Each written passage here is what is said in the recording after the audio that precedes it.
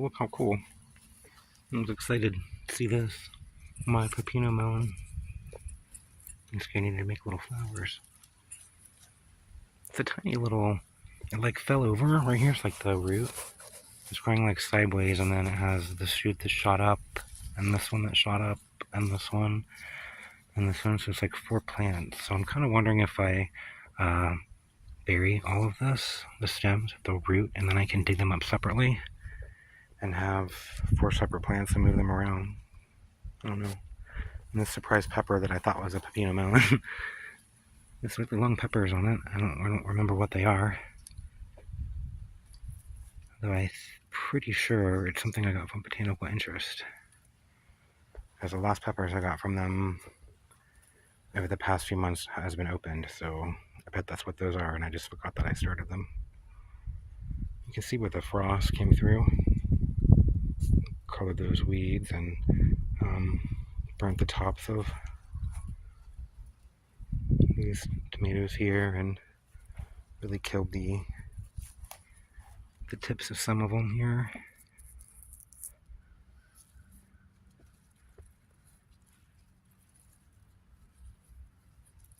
It's not going to stop this tomato though. That's the cool thing. Even if it frosts and kills the entire thing, the root will still be alive and it'll come back. Look at that giant mustard green over there. Look at that. It's huge. This leaf.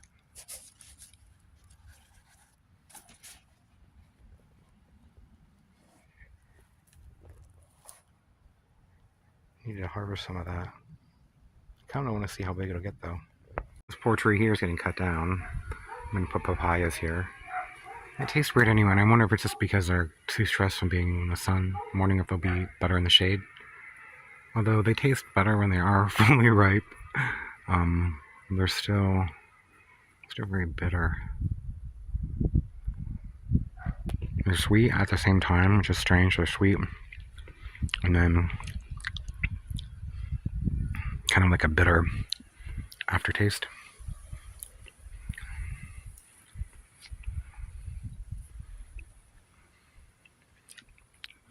And the plant's back to being strange smelling.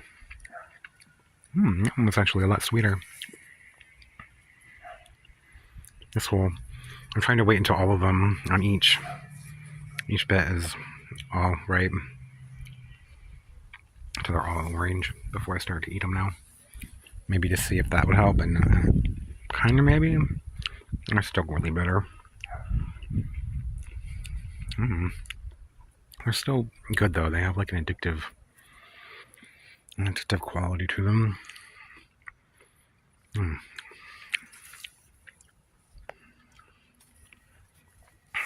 It's hard to turn them down. Like some of these will probably be better because they're not all ripe. I want one. And these two here. One is left on there, so I'll take them both. Something was pecking at it, so I'm not gonna eat that. Blow off any germs. That works, I'm sure. Definitely sweeter. So maybe if I wait until the whole tree here turns orange, at least wait until like, oh, these are orange to harvest any of these. Kind of like how all these are orange. I harvest one because I think some of these taste pretty good. Yeah. So maybe that's the deal. We just have to wait to harvest them until the entire thing is ripe. They taste a little better that way. They have almost a melon-like flavor to them.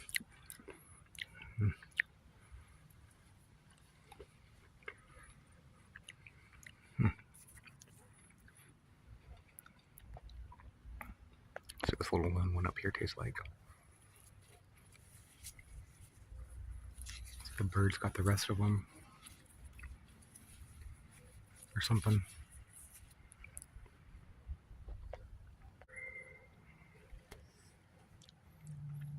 That one was really sweet. I mean, it still has like a little bit of bitterness, but that might just be in the skin.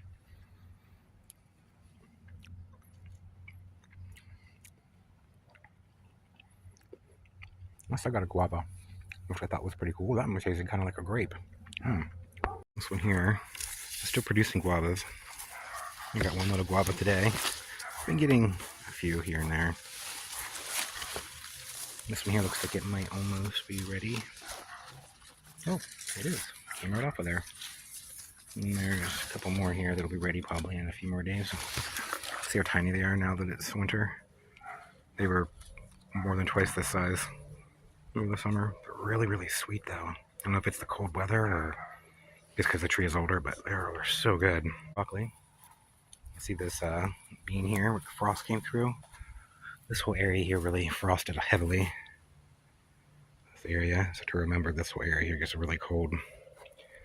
And it didn't kill the bean, but it really, really damaged it.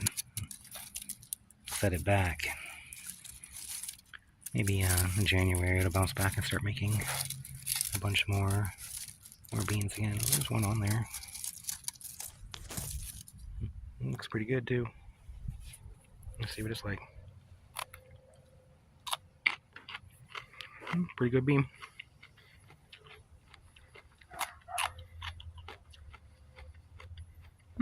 Yeah. Not bad. I'm going to start these seeds today. It's like 80 degrees. Nice. I weeded this garden bed. It did it really, really bad. Sweet corn's still doing okay. I went ahead and pulled out that blue corn that I was growing just because we had a really bad storm a few days ago. A couple of them blew over, and the ones that were doing well, there was only like 3 of them that looked pretty well. The rest were all damaged from insects and things, so I just pulled them out and thought, instead of wasting all that space to grow 1 or 2 pieces of corn, maybe put carrots or something there. I also weeded around this monster tomato now. It's just taking over this whole area. I'm gonna let it sprawl and see how big it'll get before it dies. I still need to weed all that over there. Look at a cool front go through it. Actually, turn this purple. Isn't that cool? The mustard is a lot more purple now too since it got cold. All this stuff looks fine though. I just need to weed it really bad. The cabbages aren't growing as fast this year or as large, I don't think. I don't know if it's a different variety, probably because it's a different variety. I have all this garden space to do something with. So I think I'm going to plant beans all through here. My persimmon tree finally lost its leaf. A little green guava. And this bed over here, I might put some beans over here too. I don't know.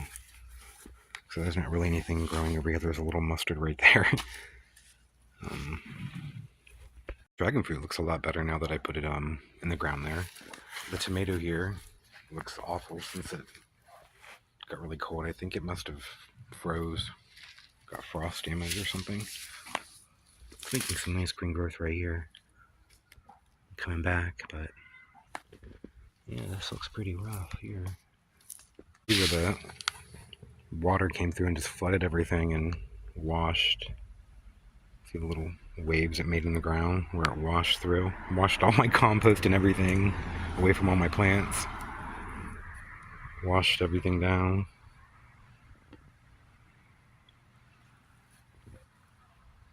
See, it's just sand underneath. You can see where it's made little waves. I've raked all this. You can see where I raked it up and put it back around. You know, it was all washed all the way down, all this. So I had to move all it back up. I need to get more now though, because some of it's just gone. There's new things in its place and weird little pieces of, there's a plant tag that's mine, but who knows where it came from.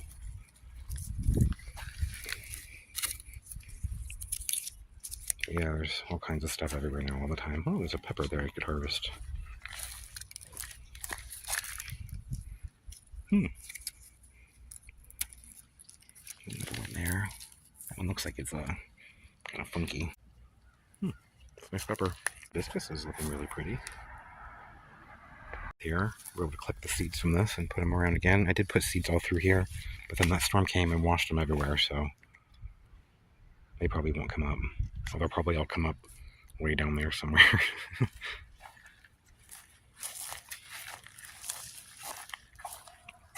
Pigeon pea. There's some coming up right here.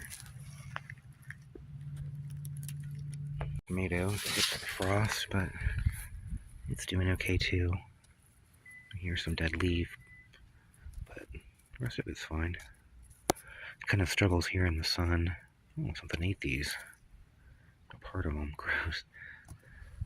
All this here is in the full sun almost all day. I need to do something about it. Like this tomato here is never really going to grow, I don't think, compared to the backyard. It's just placement. It's amazing. There's the ones in the backyard that are massive and gigantic, and there's this one here that hasn't even produced a tomato, and it's always struggling. Could have nematodes too, though. They're really bad in the front here. Do something about all this. Maybe, I noticed when I had the pigeon peas growing through here, the things did better, so I think I have all these moringas. I'm going to put them here and let them create like a shade. The trees broke and fell, and that hurricane came and twisted all those others around in my neighbor's yard and stuff too. Got rid of them. This is all in the sun now. That was all shaded before, and everything is looking pretty awful. So I think maybe also maybe a couple of moringas here to help shade this area out. I love the palm trees.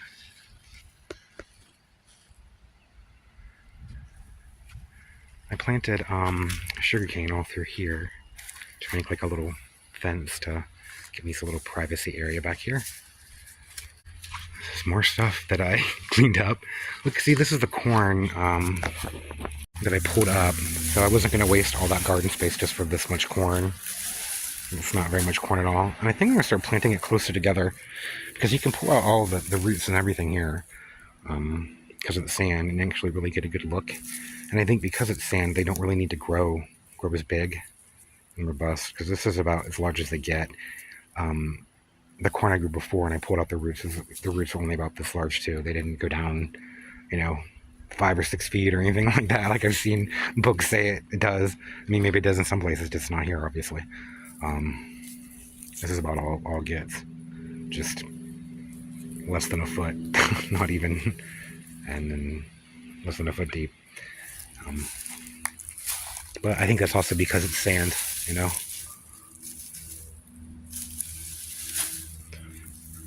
It's don't get that big. So I'm gonna start planting them closer together, and since I don't really need that much space. That works out. The shampoo ginger is all dying back from, I think, the cold maybe, or just the light. I don't know. I did that last year too, and then came back. I need to figure out what to do with that orange because it looks awful. I'm gonna be putting all kinds of other fruit trees and things through here because I have a ton over here started. So I have all these moringas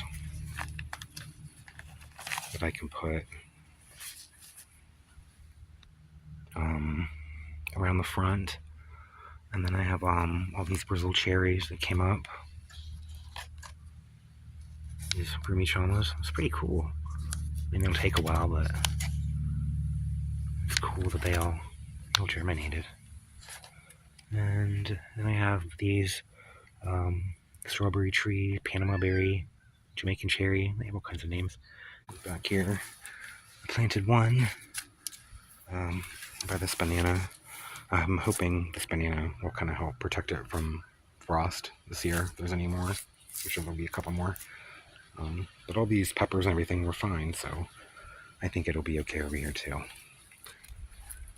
Even these beans, I was really worried about these beans, and they're fine. So I think that these beans can survive. These green beans and stuff without any damage at all. And then that Tamarillo will probably be okay right there. I mean, it might get a little damaged, but it probably won't die. And then I planted another one over this way. See, all this stuff is fine, looking great.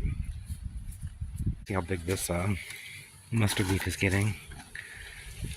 This stuff is getting huge. But yeah, all this stuff is fine, so I'm sure the tamarind will be fine.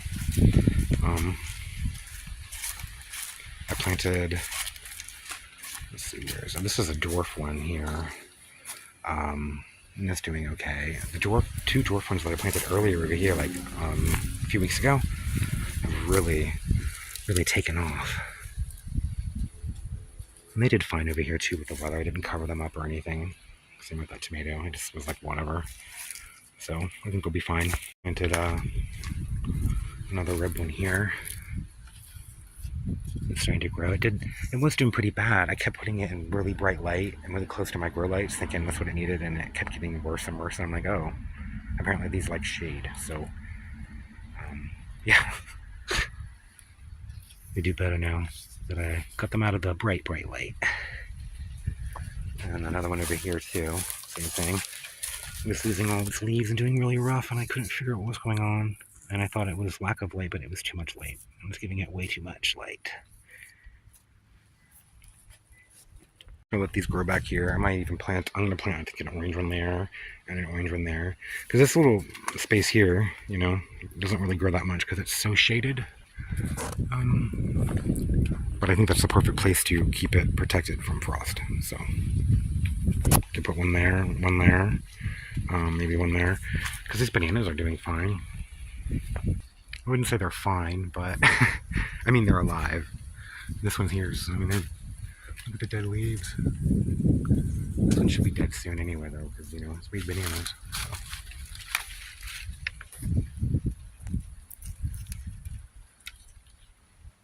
Fast these have come back. It's crazy. I don't know what's up with this artichoke. The leaves have all flopped down. I don't know if an animal got onto it and broke it down. The wind did it. The rain. Probably the rain. When it rained really hard, it probably rained so hard on these it broke them down. They're all broken down because it rained really hard. So it rained really bad and flooded everything, and so that's probably what happened there. Over by this monster tomato plant though, that's taking over this garden and my yard. Look how big the tomatoes are on it too. And some of them are really big. I mean, for the cherry tomato compared to some of the others. I'm getting all squished in the ground and falling off. I mean, I don't think it's ideal to have the fruit laying all over the ground like that and everything, but the pests aren't really around right now, other than the ants, and they aren't really concerned with us. And I just want to know how they'll grow on their own without any help from people. Kind of on the ground. I'll still harvest these. So what I do anyway is I harvest them when they're just a little bit darker than those, and then bring them inside and let them ripen the rest of the way, just so that birds and stuff don't get to them. So I think it'd be okay. I'm always knocking them off though now that they're on the ground. Knock these off.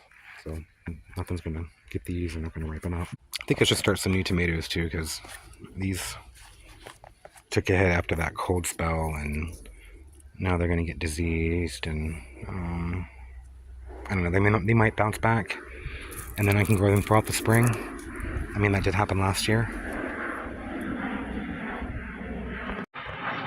Jet flying by. It's loud. Yeah, I think, I mean, they'll probably bounce back. I can cut off all that dead stuff and disease stuff in there. Probably come back once it starts getting warm again, too. But, I think I want new tomatoes anyway, though. I think some of these are determined anyway.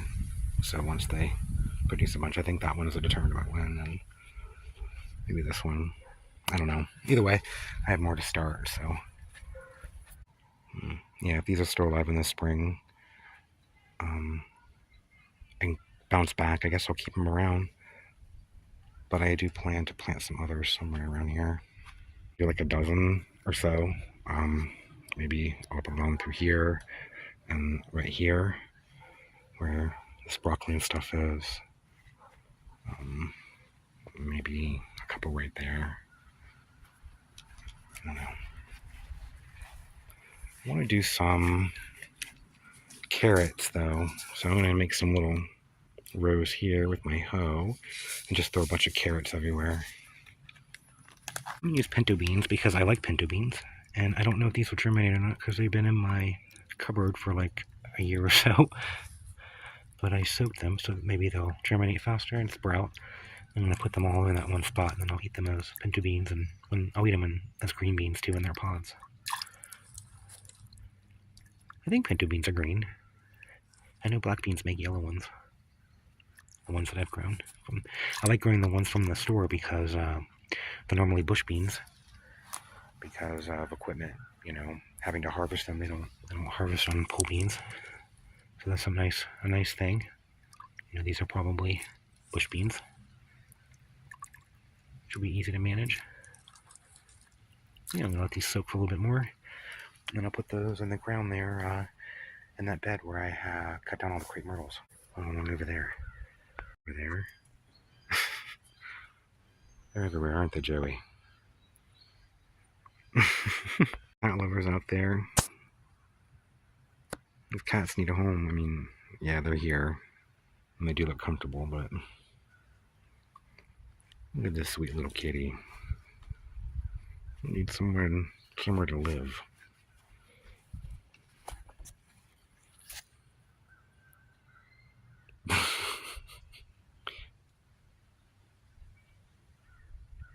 Good night, kitty. I'm not going to cover them up. I'm just going to dig these little trenches. Oh, that's a little close to the other one there. And then sprinkle the seeds in. And because this is sand, the sand will kind of flow on top of the seeds a little bit as I water it. So I'm not going to cover them up. I'm just going to throw them in there and then water. And a research paper from the 1930s from somewhere in Connecticut, where they did germination test with sand compared to soil, and they did find that sand worked better for germinating your seeds. So, yay! My little rows here to put the beans along this garden bed here, and then this one here. We'll be able to plant tons of beans. All up and down through here.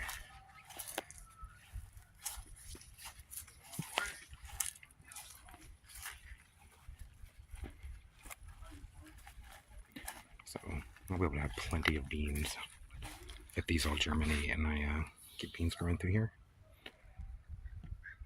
Yeah.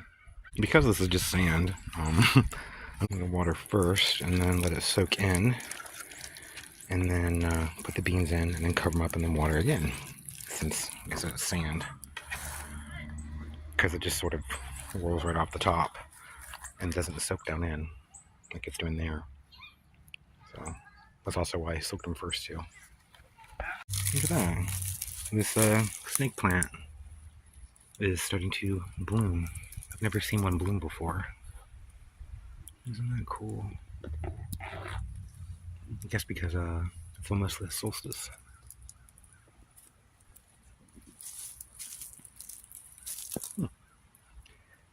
Okay, so I have a couple types of carrots here. I have these Kyoto red carrots and short and sweet.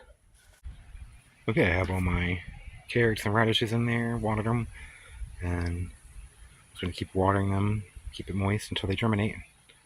Hopefully it's only a few days. I'm going to do the beans now. There are plenty of these soaking in here.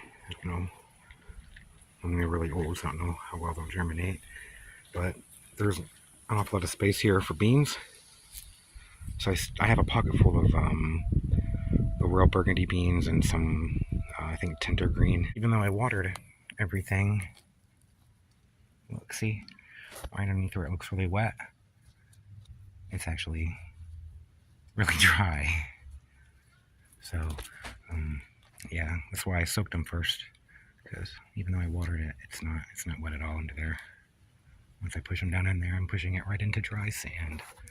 And then when I water again, it'll probably just sit on top and evaporate off or just roll off. Because, see, watch. Mine under there is super dry. So yeah. Radishes here, carrots there. And there's some more radishes that I did over here. They come up along with the corn and collards and kale and stuff here that I have growing. Over here, by this orange tree, where I started planting all the beans. So beans all through here in this bed. And then I'll have some down there in that bed there. Joey, I hope everyone has a great day. Thanks for watching. Bye.